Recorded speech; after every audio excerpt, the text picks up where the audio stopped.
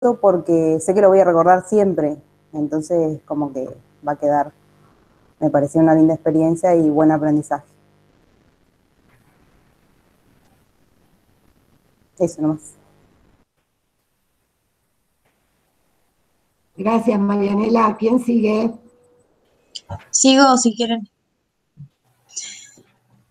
Yo puse un recuerdo que, bueno, fue del año pasado, que hicimos una intervención así del Día Mundial de la Diabetes.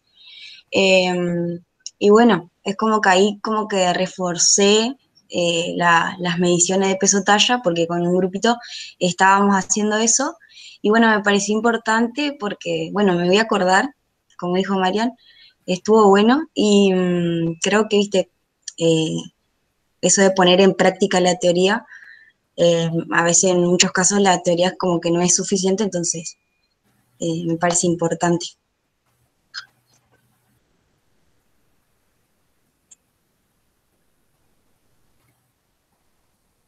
Gracias, Diana. ¿Quién sigue?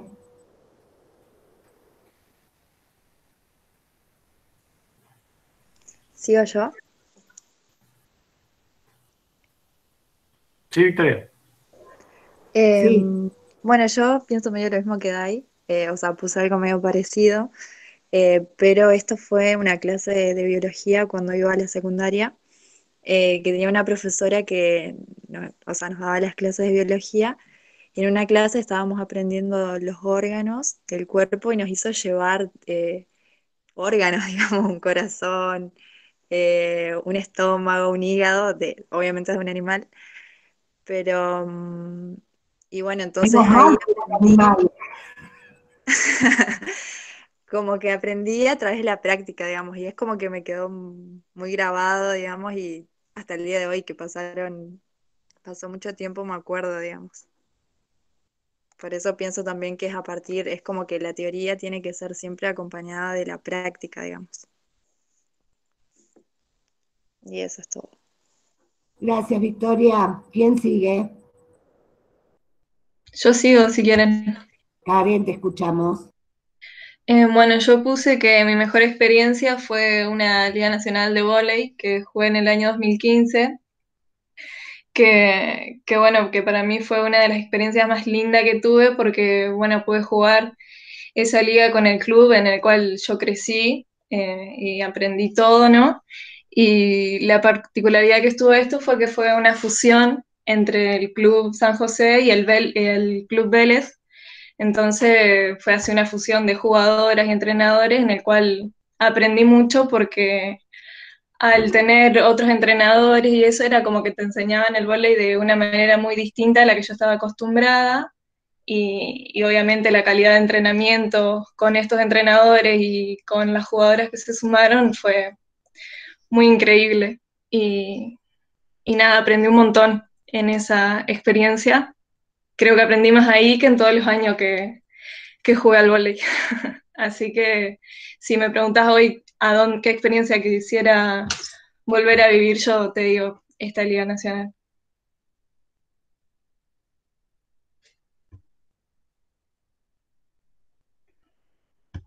¿Se escuchó? Sí, gracias, Karen. Entiendo de lo que decías, por eso te contesté. Bueno, ¿quién sigue? Antes de Victoria, ¿quién habló? Que contó de la de Yo, poner Ah, Diana. está sí. bien. Gracias, gracias. Se me había perdido el orden. Muy bien. Bueno, yo sigo. Yo lo relacioné con la carrera y que por ahí en un principio cuando arranqué como que solamente era que pensaba que el nutricionista se enfocaba en la parte del consultorio y nada, todo lo que hemos aprendido ahora de todas las cosas que puede hacer el nutricionista en los diferentes campos, creo que eso es muy significativo porque como que le puedo dar otro enfoque a la profesión.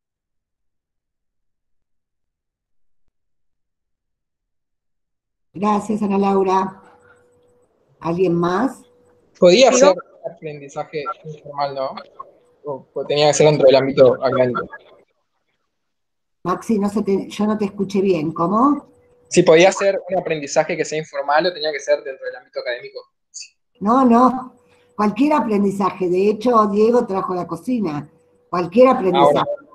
comparto el mío, sí, está bien. Yo puse que uno que me resultó muy emocionante o que me entusiasmó, como dice ahí la consigna, fue el hecho en mi primera infancia de aprender a sembrar y hacer huertas, pero no por una cuestión del conocimiento, sino que aprender eso fue que vino de parte de mis abuelos y ellos vivieron siempre de eso desde que emigraron acá a América. Entonces, aprender eso es cierto que me dio cierto sentido de pertenencia con ellos. Gracias, Maxi. Brenda, vos querías hablar y se te encimaste. Dale. Sí, Maxi, mira.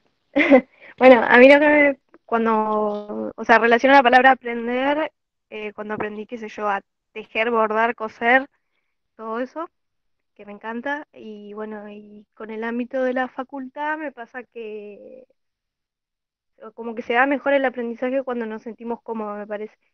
Porque hay como muchas cátedras y a veces, qué sé yo, hasta cursos que te hacen sentir súper incómoda y bueno, eso como que dificulta un montón. Pero bueno, y tengo un emprendimiento en base a todo lo que aprendí cuando era más chica y eso es lo que aprendí y lo sigo haciendo hasta ahora. Me gusta. Nada más. Gracias, Brenda. ¿Alguien más quiere exponer? Yo les Yo lo digo. comento, soy Jimena. Ay, Bueno. Vamos. Yo no me fui tan lejos, fue este lunes en otra cátedra que invitaron a una nutricionista y nos contaba sobre su trabajo desde el enfoque de salud y nutrición comunitaria. Y creo que se me vino ese recuerdo no tan lejano porque creo que despertó mi entusiasmo por ese espacio, como que no estoy muy decidida todavía qué quiero hacer, entonces como que me empezó a interesar más. Y eso. Gracias, Damiana. Jime, entonces ahora. bien.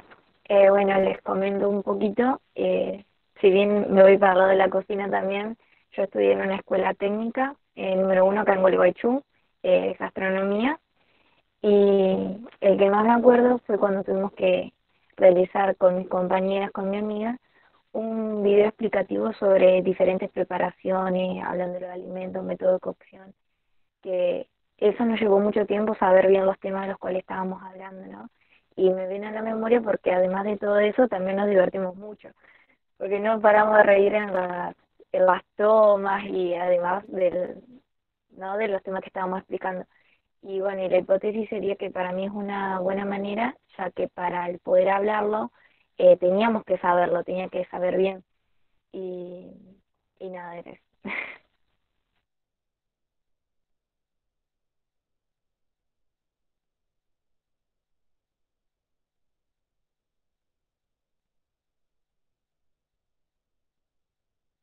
¿Me fui yo o...? No, yo que no podía abrir el micrófono porque se me había puesto encima una ventana de diálogo de otra cosa y no podía sacarla. Gracias, Jimé. Bueno, ¿alguien más?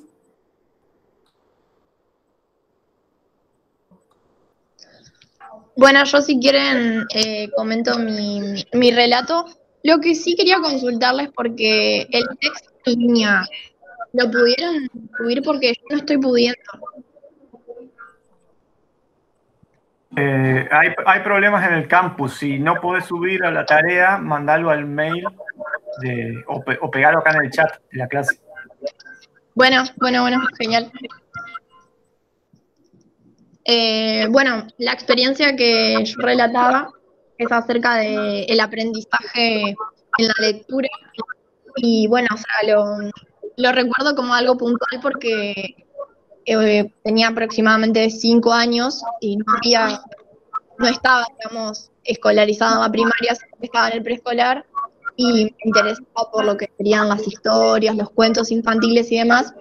Entonces, bueno, lo recuerdo como un día en que me lancé a leer un cuento, pero creo que tiene que ver con el interés propio hacia hacia todo este tipo de letras, el alfabeto, qué sé yo, asociarlo con artes mágicas y demás, ir deletreando las palabras, y todo eso contribuyó durante días y meses, mediante mi interés, a poder lograr el resultado de aprendizaje final.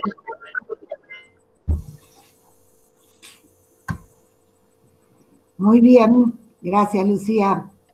Por nada.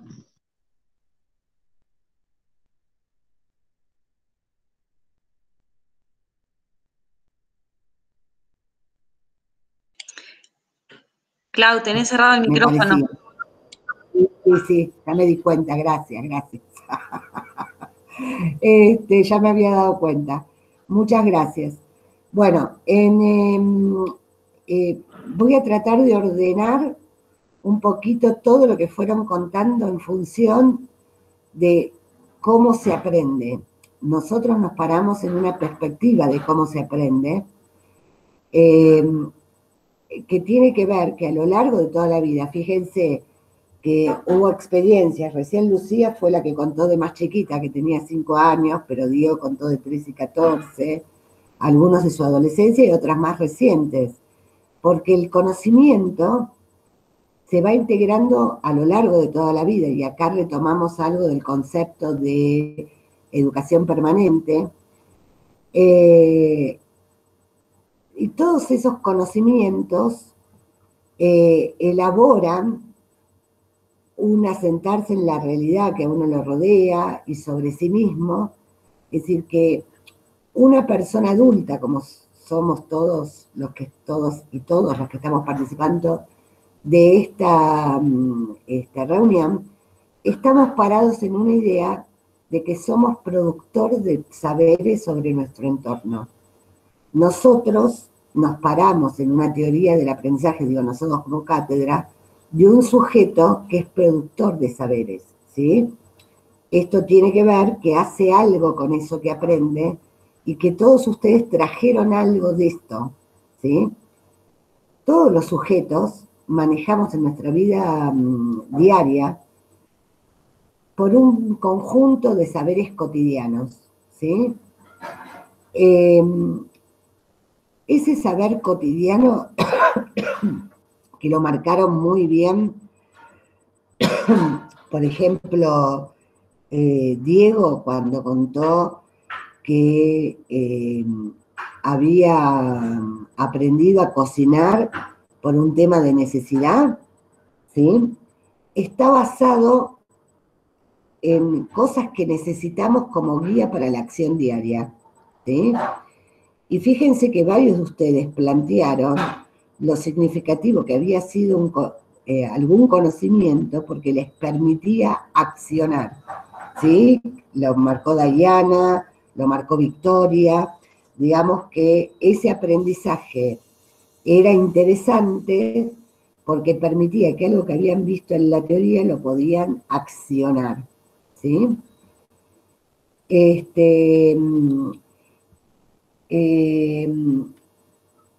Obviamente que la extensión de este conocimiento cotidiano a la vida tiene que ver en la medida en que nosotros estamos integrados socialmente y de nuestra historia personal. Fíjense que varios marcaron cosas de la historia personal. Diego contó, por ejemplo, que ese conocimiento fue determinante para elegir después la carrera y los trabajos. Damiana marcó que la charla con la nutricionista la ayudó a empezar a pensar en otras áreas de la elección profesional, ¿sí? Y así otros, ¿sí? Y gran parte de ese conocimiento cotidiano es compartido socialmente. Por ejemplo, dos de ustedes también trajo Jimena el tema de la escuela técnica y el video, y ver que ese conocimiento compartido socialmente, nada como la cocina, o por ejemplo lo que trajo Maxi sobre la huerta, que tenía que ver con el compartirlo, con el sentido de pertenencia social, con sus abuelos, con algo que tenía que ver con su identidad. Y esa integración social de ese conocimiento permite que lo vayamos manejando en la vida cotidiana como parte del lenguaje y las costumbres o como parte de lo que hacemos cotidianamente, como podría ser el ejemplo de la cocina. Y el ejemplo de Maxi nos permite darnos cuenta cómo muchas veces ese conocimiento es transmitido de generación en generación, ¿sí? Y la cocina también, digamos, uno aprende a cocinar de la forma en que cocina el que nos enseñó y después uno sobre eso se anima a hacer algunos cambios o buscar una receta que lo hace de otra perspectiva. Es decir, eso de generación en generación no se pasa monolítico, sino que va sufriendo modificaciones mediante cambios que pueden ser de otros estímulos o de otros aprendizajes que nos vienen o que nos acercamos a cuestiones científicas o tecnológicas. Por ejemplo, el ejemplo que daba Victoria con respecto a la medición, que ella tenía algo de ese conocimiento científico, cuando lo puso en la práctica, lo tecnológico empezó a hacer juego a cómo se hacían esas mediciones para que ese conocimiento sea más significativo, se acrecentara en su disponibilidad de ese conocimiento. Es indudable que muchos de esos conocimientos tienen que ver y son sistematizados en la escuela. Es decir, no necesariamente la escuela es el único elemento que traen esos conocimientos. Pero fíjense, voy a tomar el ejemplo último de Lucía, porque Lucía cuenta que ella tenía placer por las historias y que solita, por ese placer con las historias, esa intención de volver a profundizar sobre los cuentos y las historias, permite que ella empiece a deletrear y a aprender a un conocimiento más sistematizado como es la alfabetización y la lectura. Obviamente, seguramente después cuando pase a la escuela primaria, esa lectura empezó a ser mediante la escuela mayormente asentada y tener una experiencia mucho mayor, pero ese conocimiento tuvo que ver con lo escolar y también desde esa experiencia social que Lucía iba teniendo en un mundo de lectores. El conocimiento científico no es igual que ese conocimiento cotidiano que vamos adquiriendo en la vida. Ese conocimiento cotidiano que por ahí, la que lo marcaba muy bien fue Karen, cuando contaba la experiencia en el deporte, y contaba cómo ella había acercado al vóley y que era una experiencia interesante, divertida, que iba a tener un campeonato, pero de golpe tuvo entrenadores que más científicamente utilizaron otras estrategias, que sistematizaron más la enseñanza del deporte y que para ella fue adquirir otras herramientas. Y ella marcaba las dos cosas: lo que había sido como una experiencia social, ese evento, ¿sí?, placentero, el haber participado de ese campeonato, y al mismo tiempo marcaba cómo la enseñanza más sistematizada del deporte, más científicamente enseñada por esos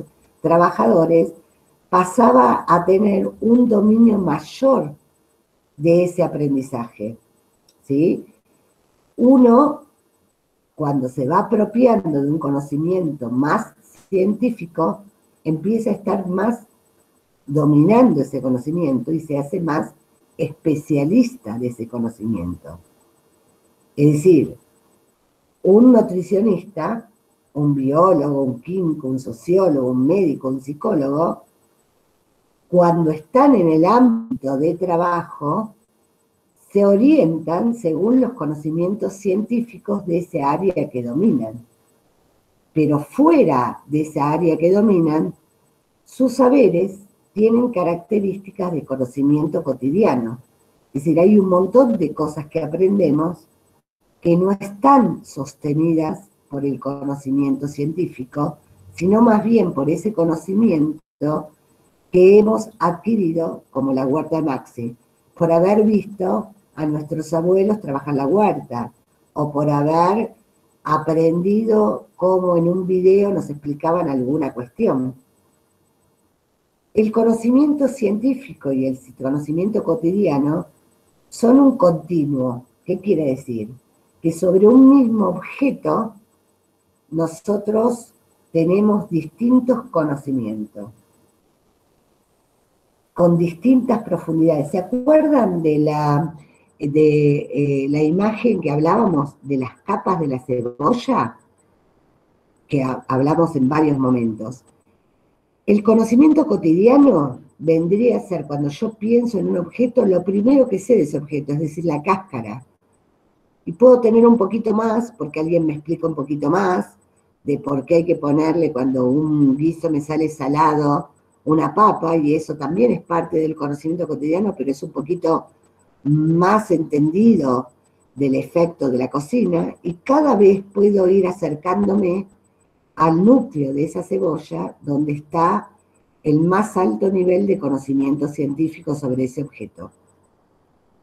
Entonces, la idea es que nosotros podamos entender en ese continuo cuáles son las diferencias entre el conocimiento cotidiano y el conocimiento científico. A ver si puedo ahora compartir.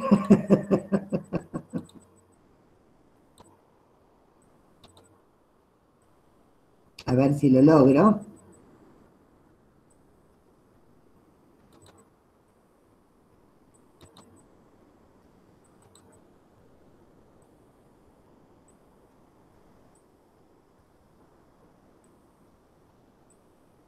Claudia o Diego, era de los...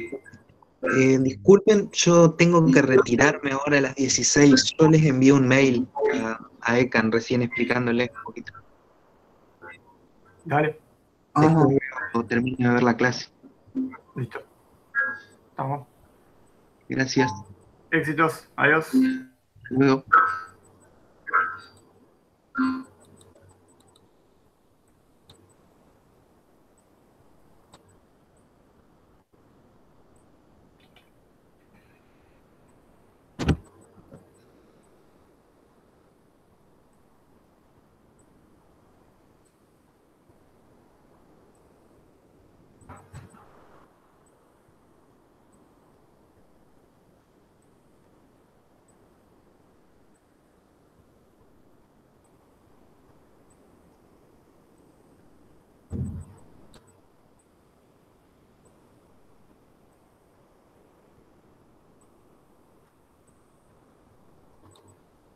No sé por qué no puedo compartir.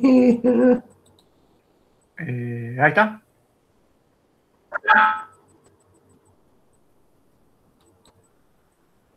¿Qué?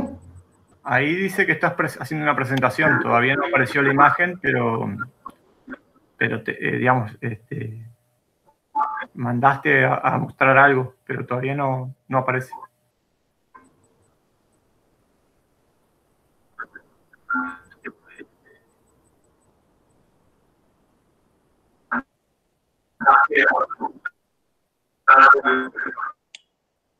Clau, ¿querés pasarme el Power por mail y yo te lo proyecto? ¿Te lo presento? Sí, te lo paso. No, porque está vacío, no sé Dale. por qué. Bueno, sí te lo paso, Lauri. Dale. Voy pasando, es el cuadrito de... Esperá que dejo de presentar para que...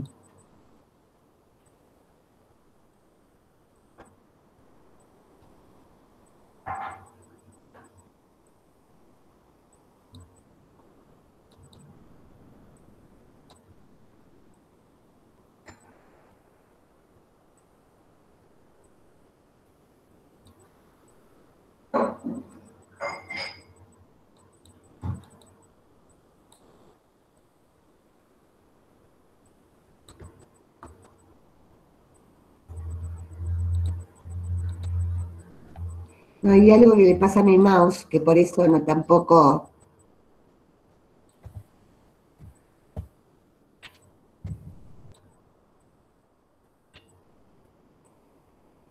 No puedo...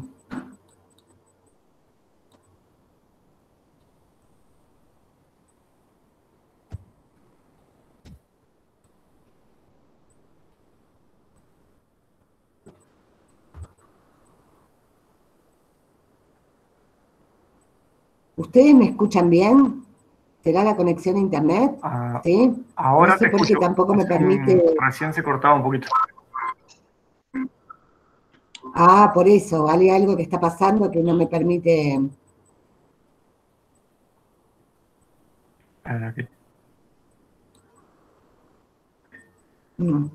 Bueno, sigo con otra parte, chicos, porque tampoco me permite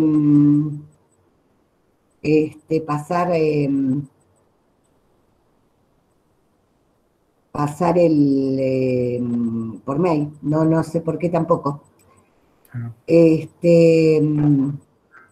¿Vos qué cuadro? ¿Tenías algún cuadro para mostrar algo que podamos llegar a tener en los archivos? No, Diego, el de conocimiento cotidiano y conocimiento científico. Búscalo mientras yo voy por otra parte. Dale. Ahora lo busco. Porque tampoco me permite, no sé qué algo está mal porque no me permite tampoco operar con el mail. Así que debe haber algo mal con eso. Sigo con otra parte, no importa, y después volvemos a lo de conocimiento cotidiano. Bueno.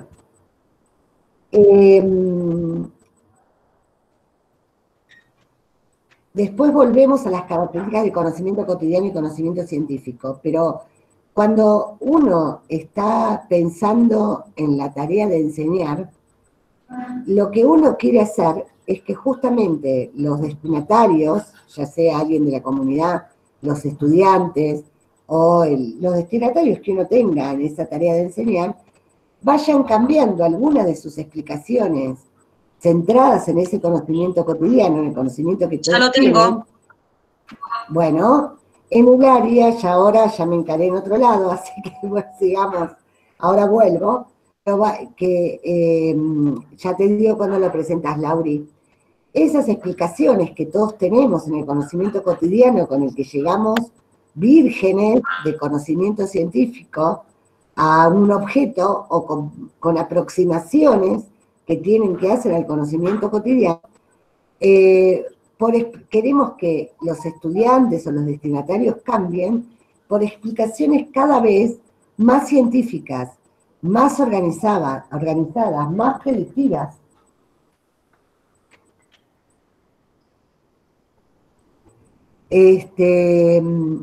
Que efectivamente puedan hacer que esos destinatarios se puedan apropiar de la realidad y que puedan operar con esas explicaciones y con ese conocimiento científico. Lo que decíamos hoy cuando les devolvíamos los trabajos, es decir, que efectivamente puedan poder explicar por qué argumentan algo apropiándose de conocimientos científicos.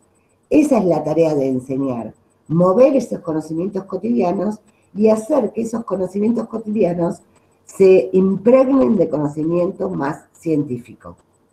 Es decir, dicho con nuestro ejemplo de la cebolla, que vayan profundizando las capas de las cebollas. Esos saberes previos, esos saberes cotidianos, los llamamos saberes previos o precogniciones. Precogniciones antes del conocimiento. ¿Sí? Todos tenemos un saber previo de cualquier objeto, algo que en nuestra cabeza se arma, porque todos tenemos esquemas o construcciones mentales que nos permite interpretar situaciones nuevas con los conocimientos que tenemos. Es decir, que cada experiencia nueva a la que nos exponemos, la interpretamos con lo que sabemos de antes sobre ese objeto o sobre otros objetos que podemos poner como parecidos, ¿sí? Y entonces vamos sometiendo, cuando hay un nuevo conocimiento, nuestras explicaciones sobre el objeto, anteriores del objeto, con las nuevas explicaciones que nos acerca el conocimiento científico. Cada uno de nosotros tiene construcciones personales sobre el saber. Es decir, que fueron elaboradas de un modo más o menos espontáneo, con otra cosa que hemos aprendido en otro momento, y muchas veces son incoherentes desde el punto de vista científico. No tienen por qué ese conocimiento cotidiano ser un conocimiento riguroso. Y en general son bastante estables y resistentes al cambio, porque por muchos años esas explicaciones no funcionaron. Entonces, ¿por qué vamos a buscar otros conocimientos? Cuando estamos frente a una situación de aprendizaje con conocimientos científicos que nos acercan, uno está haciendo un esfuerzo intencional y deliberado. ¿Vieron cuando hablábamos de la intencionalidad educativa? Porque efectivamente es un esfuerzo intencional que hacemos para que el nuevo aprendizaje empiece a estar contenido en esos conocimientos previos. Es decir, este proceso de aprendizaje lo hacemos absolutamente todos.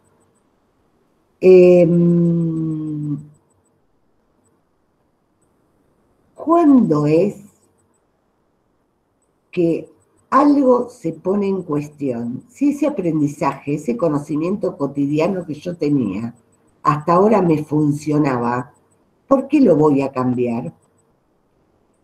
Lo voy a cambiar si hay algo que me resulte incomprensible. Si hay algo que no terminamos de entender, si hay algo que no puedo explicar, ¿sí? Esas explicaciones primitivas, si no se ponen en jaque, si no se ponen en cuestión, se conservan intactas. El nuevo contenido no entra. Es decir, ¿vieron cuando se le dice a alguien, tiene cabeza de alcornoque? ¿Saben qué es el alcornoque?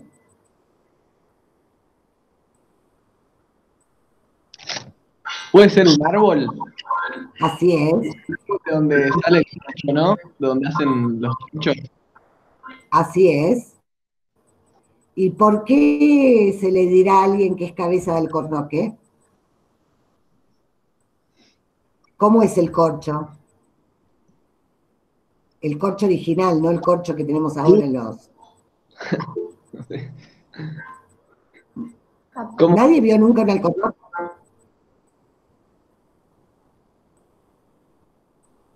¿Nadie vio un árbol, un alcornoque? Ah, yo el árbol no lo vi. Así, por eso. ¿Nadie lo vio? No, no, dice Diana ahí, que siempre contesta, está pronta a contestar. El alcornoque es un árbol que en lugar de ser la madera como el resto de los árboles, uno lo toca y parece una esponja, porque justamente su estructura es una estructura como de esponja, es decir, lo que recubre el árbol es como una esponja marrón oscuro, como si fuera de madera, y uno lo aprieta y eso entra y sale. Es decir, uno lo toca y es esponjoso. Entonces tiene muchos agujeritos en su estructura. Entonces, cuando uno le dice al otro cabeza de alcornoque, ¿qué le quiere decir? ¿Qué pasa con eso que aprende?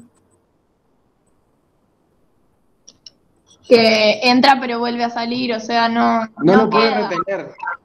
Exactamente, como una esponja. Que una esponja entra todo rápido, pero uno aprieta y sale todo rápido. ¿Sí?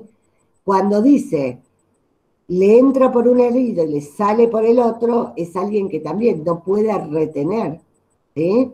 Son todas imágenes que están hablando de esto que yo decía recién, que es muy difícil que un aprendizaje ancle, ¿sí?, se integre como nuevo conocimiento a partir de los que ya tiene, si no sucede algo.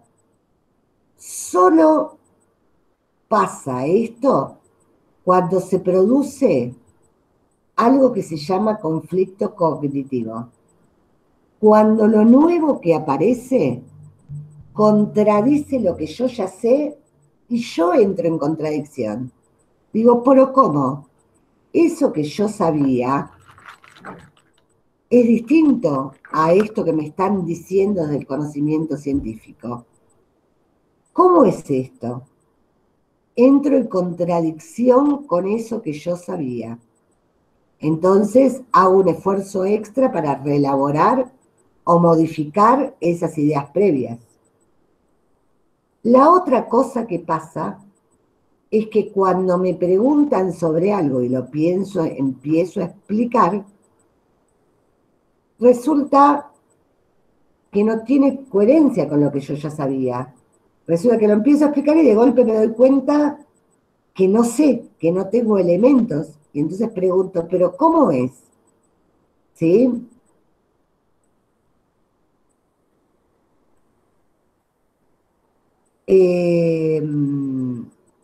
Por ejemplo, una vez en un consultorio donde se trabajaba en educación sexual o en saberes en torno a la anticoncepción, una mujer dijo, una mujer que tenía instrucción, que había dicho que había recibido educación sexual en la escuela, dijo, el médico me dijo que yo no podía quedar embarazada porque tenía pocos glóbulos rojos.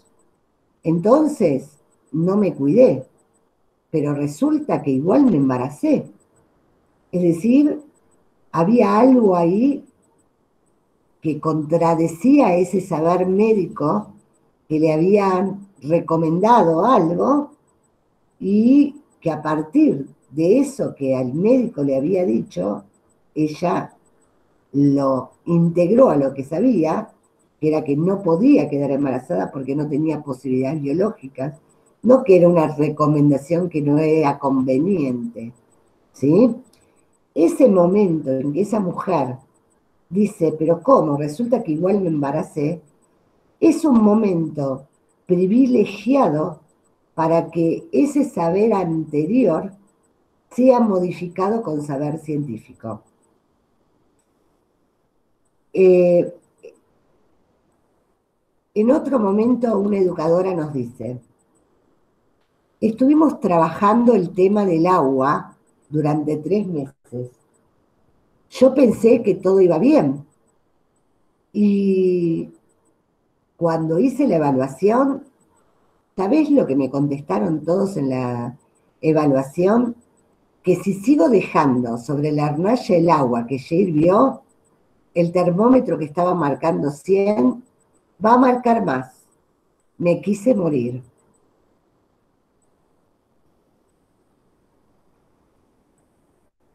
¿A qué temperatura entra en ebullición el agua? A 100. A 100. Y entonces, en el saber científico, fíjense, es decir, cómo aparece este conocimiento cotidiano, que si yo lo dejo más en la hornalla, va a subir la temperatura. Y la situación física es que el agua ebulliciona 100, no sube más que eso. Es decir, no hay posibilidad físicamente que el agua tome más temperatura que la temperatura de ebullición. Es decir, no pasa así con todos los materiales, ni con todas las sustancias. Pero en el caso del agua, la ebullición es porque está a 100, más temperatura no puede tener. Sin embargo, el saber cotidiano de que más calor, más temperatura, digamos, como saber manejado habitualmente, hace que ese saber científico sea obturado incluso en un trabajo sistemático en el aula. Es decir, esto es para demostrar cómo el conocimiento cotidiano muchas veces queda cristalizado, sería la palabra, es decir, y no produce ningún tipo de modificación. Entonces decíamos que esa modificación solamente puede ser abierta, en nuestros pensamientos, en nuestros saberes, cuando hay conflicto cognitivo.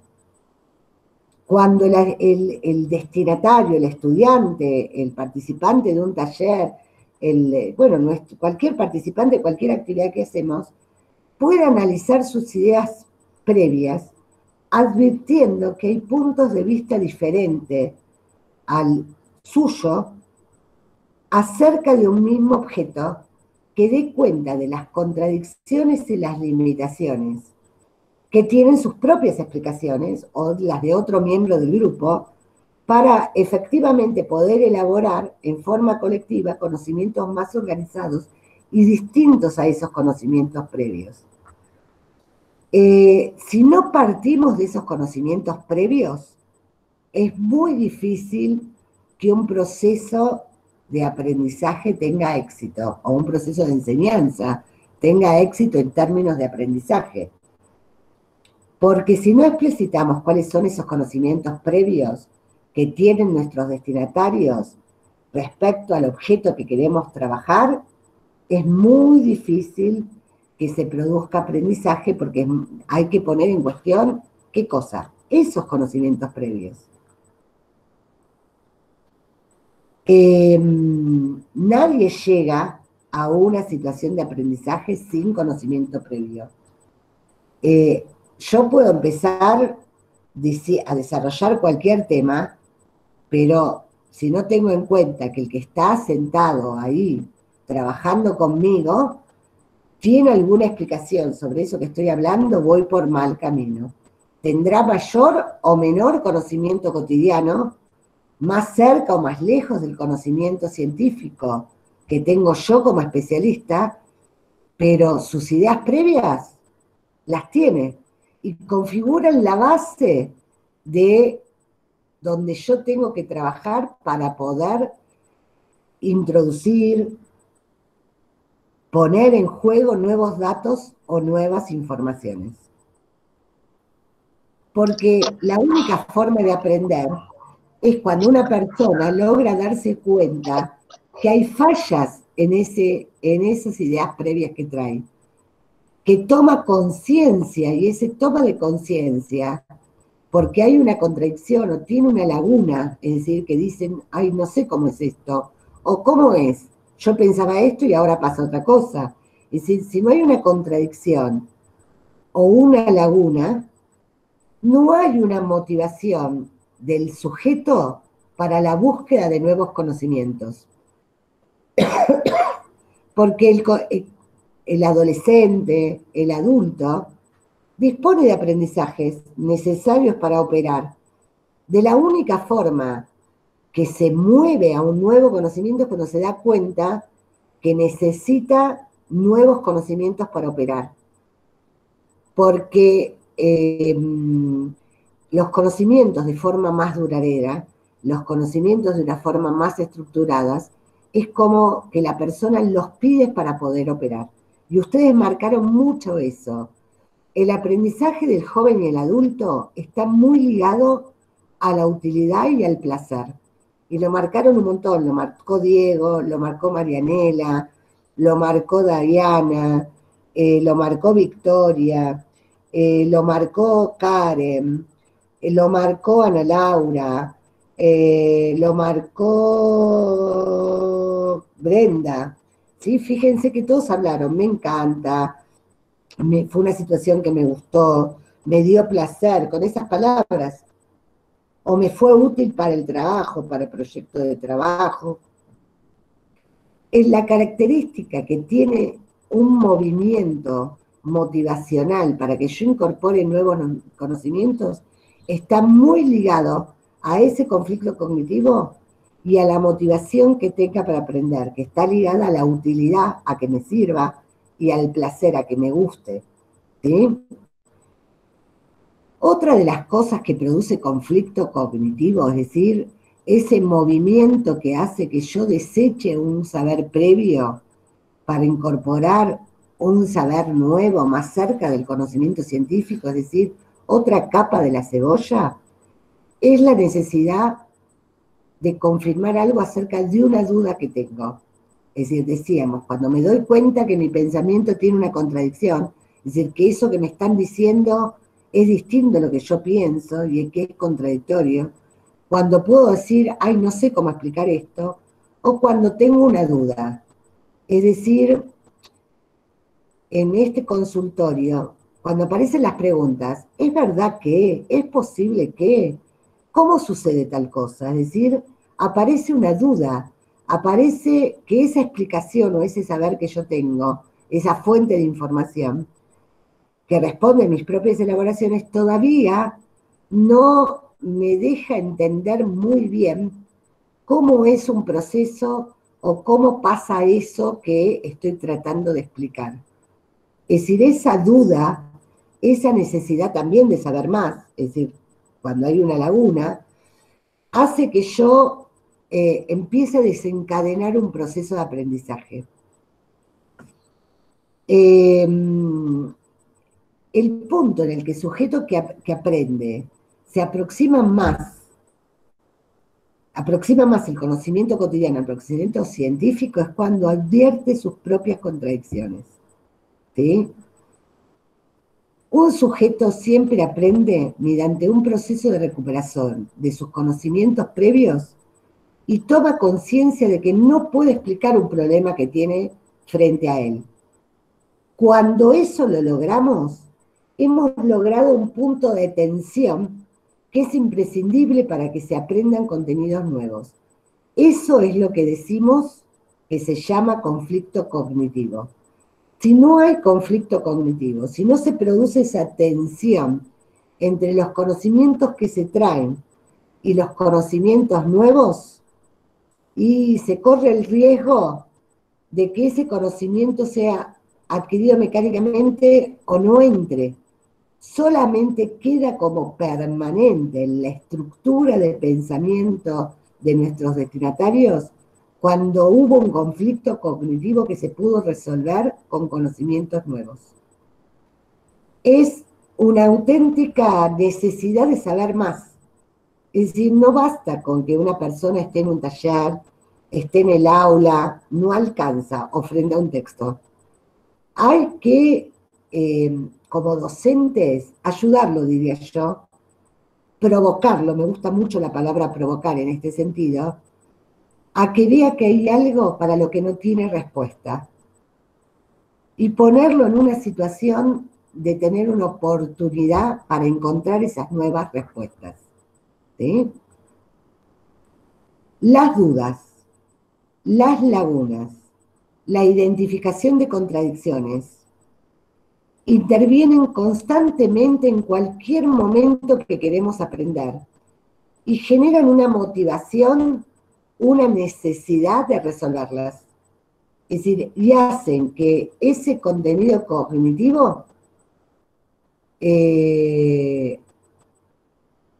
intente incorporar conocimiento científico. El conocimiento científico no se integra per se por ósmosis o porque se lea un texto solamente en nuestros pensamientos. Necesitamos tener ese elemento motivacional, esas, o porque me gusta, o porque estoy cómodo, porque es una experiencia interesante para mí, o porque lo veo útil, o porque pone en cuestión, porque no puedo explicar eso que ya sabía. Entonces, parte de la fundamentación de por qué nosotros nos basamos en el modelo problematizador como el modelo de enseñanza, no es solamente porque creemos en una forma de enseñar ideológicamente, sino porque científicamente hemos comprobado que la única manera de aprender es provocar al otro como sujeto en sus ideas previas, en sus conocimientos cotidianos, que si este conflicto cognitivo no aparece, si no hay una tensión, el conocimiento cotidiano no se mueve. Y cuando nosotros queremos que nuestros destinatarios o un grupo poblacional se apropie de conocimientos científicos, tenemos primero que saber cuáles son sus ideas previas y después poder poner en cuestión esas ideas previas, desafiándolas para que pueda ingresar un nuevo conocimiento que es ese conocimiento cotidiano. Para nosotros esa es la tarea de enseñar, desde donde nosotros estamos posicionados, porque estudiamos cómo se aprende, y se aprende desde este lugar, y ustedes cuando contaron sus aprendizajes, todos marcaron que fue significativo porque hubo algo de eso que se puso en cuestión, ¿sí? Ustedes mismos lo dijeron desde sus experiencias de aprendizaje y por eso las recuerdan porque han sido aprendizajes significativos, porque han tenido procesos de cuestión de algo de su vida cotidiana que les dio nuevas herramientas para trabajar dentro del conocimiento más científico. Por eso hablamos de un continuo, porque acá está el conocimiento cotidiano base y acá está el conocimiento científico más especializado. Por ejemplo, las enzimas que se ponen en juego en la enfermedad enzimática. Ese conocimiento es el conocimiento del especialista, del más experto. Es decir, pero para llegar, digamos, si el conocimiento cotidiano es que como tal cosa y me cae mal, ¿sí? Es decir, ahí, ese proceso, hay muchos saberes intermedios que no es la explicación súper del especialista, pero que hacen a ese mismo conocimiento de ese saber científico que va en un continuo gradiente, de menor a mayor. Entonces, por ahí yo tengo que lograr que como tal cosa me cae mal pueda ser explicado con mayor cantidad de conocimiento científico. No hace falta que con todo el proceso enzimático. ¿Para qué? Para que esa persona en su vida cotidiana pueda entender mejor cuál es ese proceso que le está perjudicando en ese saber alimentario. Bueno, ¿hasta acá algún comentario? ¿Alguna duda, pregunta?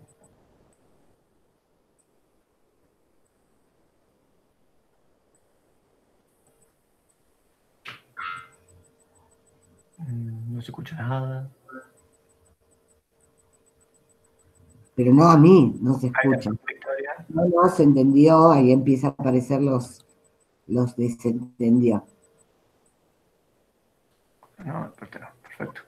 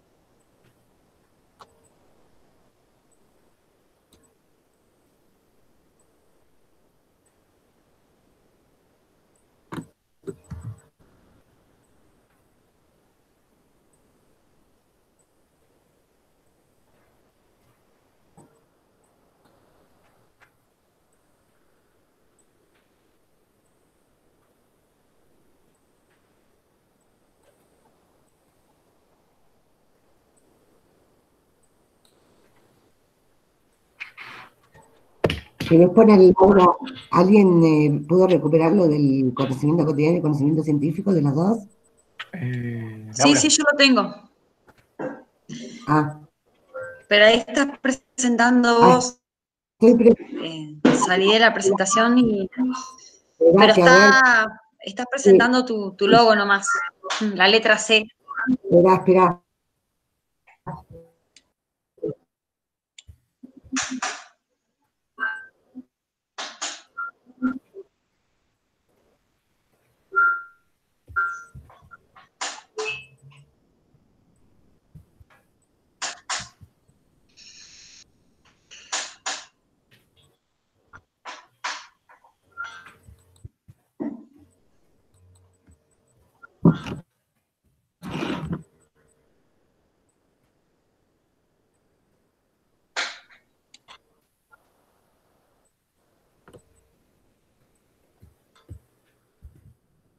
terriblemente lento, porque no me permite...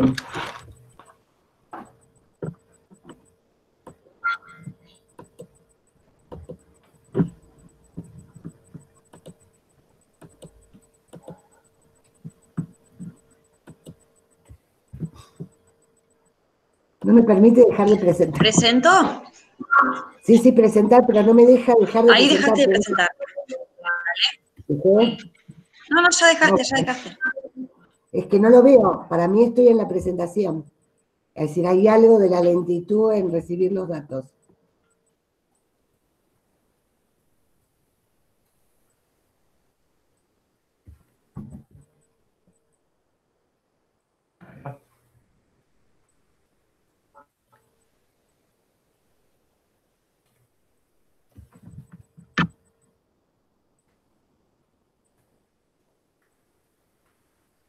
Lauri, eso se puede ver un poquito más grande, no sé cómo lo ven los chicos.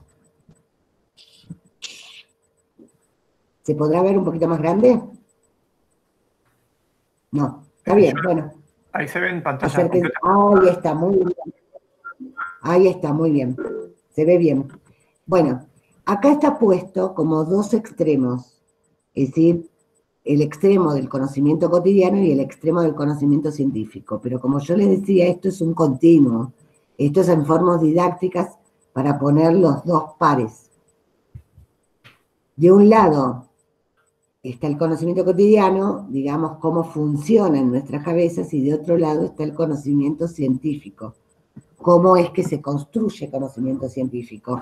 Y hoy, y con eso vamos a tratar de fundamentar lo que decíamos hoy en la devolución de vuestros trabajos. El conocimiento cotidiano es pragmático, es un conocimiento para la acción práctica. En cambio, el conocimiento científico es teorético, no está ligado directamente a la acción. Uno puede crear teorías que no necesariamente tienen que ir a la acción, ¿sí? El conocimiento cotidiano hace una generalización excesiva. Es decir, a mí me pasa tal cosa, le pasa a todos, ¿sí? Y a partir de ese hecho que tiene que ver con lo particular, lo hace ley, ¿sí? Es decir, en cambio, para generalizar un conocimiento en el conocimiento científico, esa generalización es controlada. Por ejemplo, cuando vamos a patrones estadísticos, dice, yo tengo que tener un tanto por ciento de la población que diga tal cosa para poder generalizar y decir la población de tal sector social piensa de esta forma. El conocimiento cotidiano es figurativo, se apoya en imágenes, es decir, por ejemplo, habla para explicar cosas, utiliza imágenes de la vida cotidiana. En cambio, el conocimiento científico es conceptual, se apoya en conceptos. Yo no puedo decir, bueno, eso parece como una cosa, ¿sí? Es decir, efectivamente, cuando yo tomo mediciones con los aparatos, tengo que nombrarlos de la forma correcta y explicar que se llama así porque sirve para tal cosa. No puedo decir es un coso con una cosita, como digo en el conocimiento cotidiano. Vi un coso con una cosita. En el conocimiento cotidiano está apoyado en sentimientos de certeza, es decir, no, lo dijo mi vecino que sabe mucho de mecánica, dijo que eso puede ser por tal cosa. En cambio, si yo trabajo en el conocimiento científico, en un test drive de un auto, no tiene nada que ver con lo que dijo el mecánico de al lado de mi casa, tiene que ver con procesos de validación en la fabricación. El conocimiento cotidiano es antropomórfico, es decir, atribuye cualidades humanas a elementos que no lo son. Por ejemplo, dice, bueno, las células caminan hacia, o el ácido camina hacia apoyarse en el núcleo de la célula. El caminar es una característica absolutamente humana, y es animista también, le atribuye características al objeto de seres vivos. había un amigo mío que decía, cuando yo voy al cajero automático pienso que hay enanitos adentro que van poniendo la plata adentro y vos la sacás, digamos. En cambio, si yo estoy explicando el funcionamiento de un cajero automático desde la lógica binaria de la computación, no voy a utilizar ni elementos antropomórficos ni elementos animistas, sino que no voy a poner interferencia del sujeto, sino que voy a explicar cómo funciona ese sistema binario, cosa que yo no podría hacer, así que no doy ningún ejemplo. En el caso de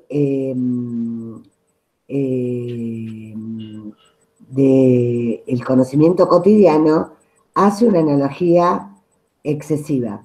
Asimila una cosa a otra forma total. Tenemos un ejemplo ahí, por ejemplo, de una señora que dice, el espiral es como el Fuji, es decir, que el dispositivo intrauterino, que en un determinado momento tenía una forma espiralada y se le decía espiral, ella lo asocia con el espiral que uno compra para ahuyentar a los mosquitos. Entonces esa es una analogía excesiva. En cambio, el conocimiento científico también hace analogías, pero hace analogías controladas, que tienen que ver con lo que se llaman prototipos, ¿sí? O una maqueta de un edificio. Eso es una analogía controlada porque mantiene las mismas dimensiones a escala. Entonces, es decir, no lo comparo con una espiral que no tiene ni siquiera las dimensiones, tiene la forma, pero no las dimensiones controladas como una analogía del conocimiento científico.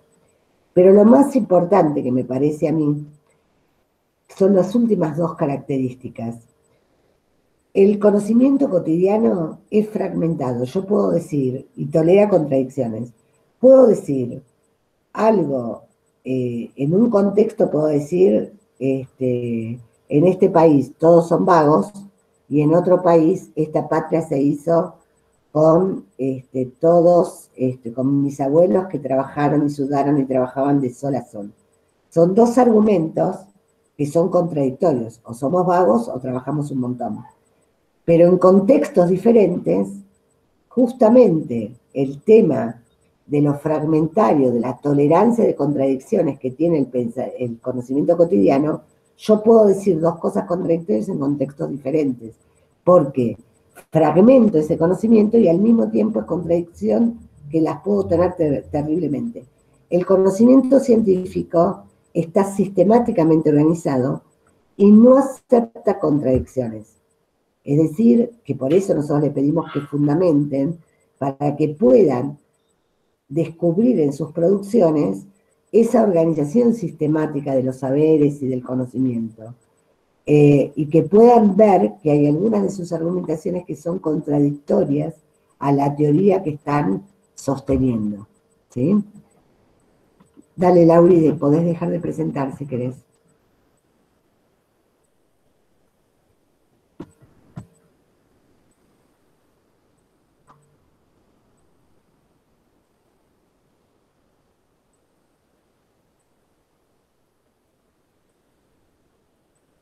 Bueno, preguntas, dudas.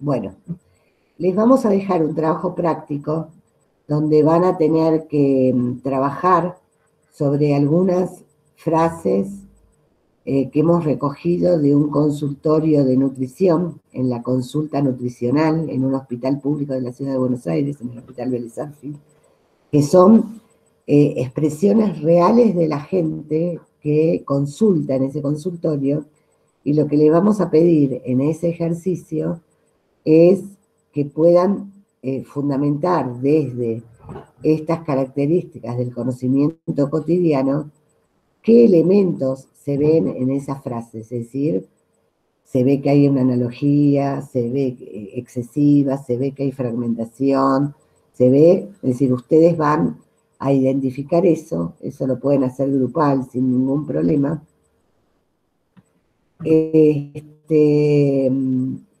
Y también les vamos a pedir que resuelvan una situación, estoy mirando, chusmeando para acordarme bien, también una situación paradigmática que los provoque en el conocimiento, para que puedan ver cómo funciona algo de ese circuito de aprendizaje que también se los vamos a presentar y se los vamos a manejar en la tarea.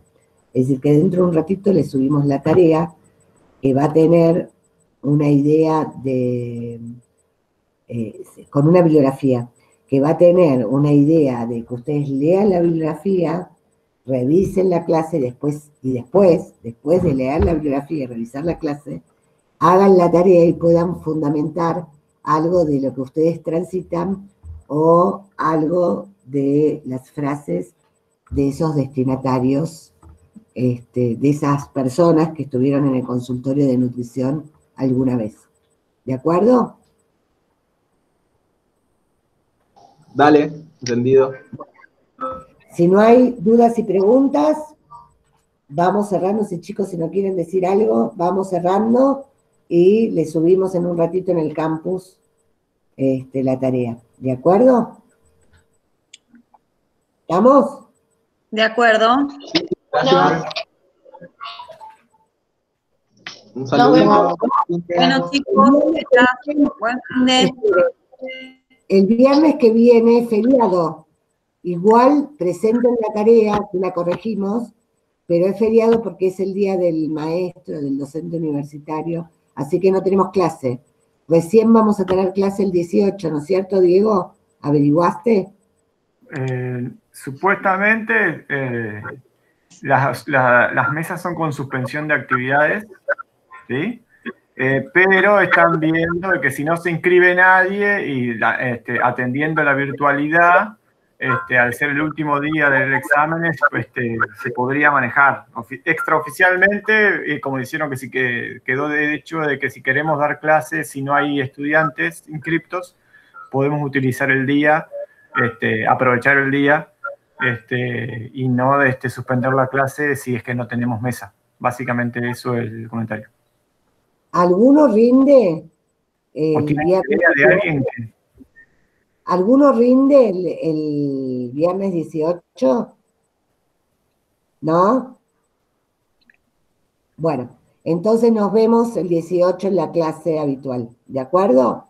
Pero sí el trabajo se lo vamos a poner para presentar como fecha el 11. Lo pueden subir el 10, cuando quieran, el 11 feriado, pero ustedes en esa semana tendrían que subir el trabajo, así nosotros tenemos tiempo para mirarnos, ¿de acuerdo? ¿Estamos bien? Entonces nos vemos el 18 nuevamente. Chau, chis. Chao, chicos. Adiós. Chicas. Adiós, adiós. Cerramos la grabación.